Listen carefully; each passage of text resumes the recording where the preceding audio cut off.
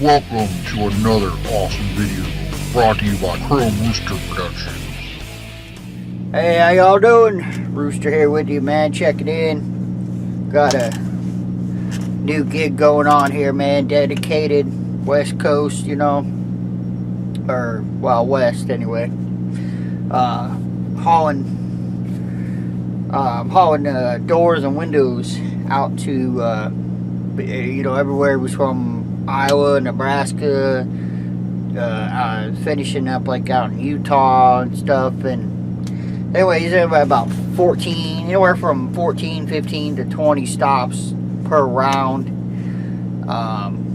You know, I'm running that every 2 weeks. I just ran my first round, you know, took off last Sunday and was empty on Thursday. Even, you know, I was off for the holiday there. So but basically what I do is I go out, do my round, come back, picked up frozen food, come back to Indianapolis. You know, got back this morning. You know, hopefully normally I'll be back by Saturday, and then I'll just run around here for 3 or 4 days, go home on Thursday, you know, take 3 days at home, and then it's just, you know, start the cycle over again. So anyway, before so last time before I went home, I went ahead and had my, you know, ELD put in. So I was starting this, you know, figure I was going to run this dedicated and everything. Now, I've used an ELD, you know, 7 years ago, but things were a little bit different back then, and some of the rules were, and the companies were pretty strict on, you know, like, if you were empty at a customer or something, like they didn't even want you to move, you know, you had no freedom to get yourself to a truck stop or nothing, you know, and, you know, all those have all changed now. They actually have laws where you have the right to take a 10-hour break at a place where they have, you know, they have to have running water and, you know, food and running water and stuff. So basically you have the right to go to a truck stop if you want. But anyway, I'm not going to get into all that. So yeah, you know, I mean, I've been running paper logs here for years and making some pretty good money and everything. So I was kind of nervous, you know, how this thing was going to work out too, you know. And at first I was like one of those guys too, man. I was like, man, this is going to, you know, we're going to get screwed. It's going to suck. Can't get no miles or whatever, you know. So, but I know it's coming, and our company in particular wants everyone on by August anyway, so this is another couple of weeks. So I went ahead and tried it out. So basically, you know, I ran it through my first week, and what happened, okay, I said I went to, yeah, I finaled in Salt Lake on Thursday. I was off. I started on Monday, was off on Tuesday. I worked Wednesday and Thursday, made 14 drops in Salt Lake by Thursday. That was 2,050 miles on that. And then I was off for 24 hours because I didn't reload my backhaul till Friday, because they had already booked it on Monday. They weren't real sure how this was going to work, so they went ahead and booked it for Friday just to make sure that we had enough time in case we weren't done on Thursday. So there was another 24 hours off. So now I've had basically about 2 days off during the week. And then I loaded, okay, so I loaded Friday afternoon in Salt Lake, came back here to Indianapolis, delivered this morning, but got, you know, back here, I got back here last night. I already had my 10-hour break in, you know, before I even got started this morning here. So there was, okay, so there's about 3,600 miles, 14 drops at $20 a piece. you know, 30, and so there's about, ended up being about $1,900 in gross wages for my first, for that week on E-Logs. And when I got back here, I still had 7 hours left. After all that, I still had 7 hours left. And then I started my recap at midnight, and I picked up like another 9.5 hours after that. Now, and the thing is, every day I felt great. Every day I was never tired. I never pulled over and took a nap, you know. I was like the freaking, on paper logs, you know, I was like the king of naps, man. Every day, just taking them 30-minute naps, you know, power naps, all this crap, trying to get through the day. You're dead ass tired and everything. So here I made almost $2,000 in 1 week gross wages. Never took a single nap. Was basically had 2 days off during the week on the process. And now I'm recapping and starting today, or started this week already with like 15 or 16 hours on this week. And now I'm recapping.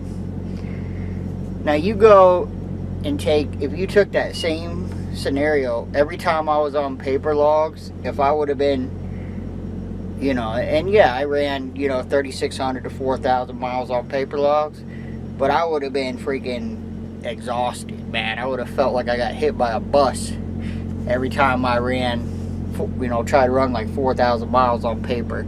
I don't know what it is, but man, it's screwy, man. Like, and what I noticed too, when I finally realized, you start thinking, man, is why that you're saving so much time on an E-log, because every little thing, because you know, every little thing you do on paper is 15 minutes. All right, you get up, and I mean, you do your pre-trip, obviously that's 15 minutes as it should be, so that's still the same. But every time, you know, you buy fuel, it's 15 minutes. An average fuel stop, I figure, I time an average fuel stop is about 7 to 8 minutes only. You know, from start to finish there.